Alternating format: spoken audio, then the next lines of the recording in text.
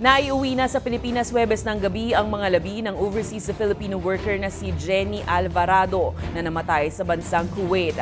Halos isang linggong naghintay ang pamilya ni Alvarado matapos mauwi ang maling katawan noong January 10. Namatay si Jenny sa Kuwait kasama pa ang dalawang Nepali domestic workers dahil sa suffocation mula sa nasusunog na uling na kanilang pinagtatrabahuhan. Patuloy naman ang investigasyon ng Department of Migrant Workers kung paano nangyaring nagkapalit ng bangkay, maging ang posibleng foul play sa pagkamatay ni Alvarado. Nangako ang ahensya at Overseas Workers Welfare Administration sa pamilya ng naiwan ni Jenny na sasagutin ang gastos sa burol, maging ang tulong pinansyal para sa mga naulila ni Jenny.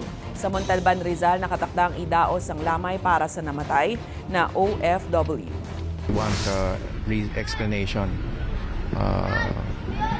kung anong nangyari, and then if we find the explanation of the forwarder, the handler insufficient, then we will take appropriate legal action.